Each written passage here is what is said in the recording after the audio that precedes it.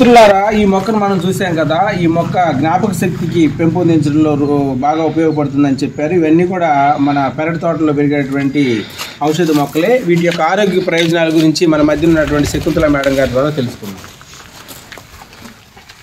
దీన్ని విష్ణుక్రాంత అంటారు.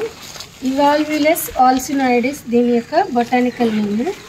దీనిని బాగా అంటే సమూలంగా కూడా వాడుకోవచ్చు. అంటే మొత్తం ఆకులు వేరు అన్నీ కూడా కలిపి వాడుకోవచ్చు. దీని జ్యూస్ని మనము అంటే ఆకు రసాన్ని తీసి మనం కనుక పొద్దున్నే పరగడుపుని తాగినట్లయితే మనకి జ్ఞాపక శక్తి వృద్ధి పొందుతుంది. పిల్లలకి వాడచ్చమ్మా? అది పిల్లలకి వాడచ్చు.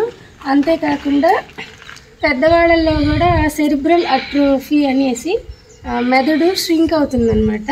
అలాంటి కండిషన్స్ అంటే అల్జీమర్స్ డిసీజ్ అంటారు. దానిలో జ్ఞాపక శక్తి తగ్గుతుంది కదా, వాళ్ళకి వాడచ్చు. చిన్నపిల్లల్లో కూడా ఐక్యూ అంటే ఇంటెలిజెంట్ కోషెంట్ని ఇంప్రూవ్ అవ్వడానికి. ఆకు పచ్చగా ఉంది కదా మేడం, పచ్చ ఆకు వాడాలా లేకపోతే డ్రై చేసుకున్న ఆకుని వాడాలా? డ్రై చేసిన పౌడర్ అయినా వాడుకోవచ్చు. ఫ్రెష్గా తీసుకున్నా కూడా దానిలో మంచిగా ఆల్కలైట్స్ అన్ని బాగా పుష్కలంగా లభిస్తాయి. పచ్చాకు డైరెక్ట్ తినేయచ్చు.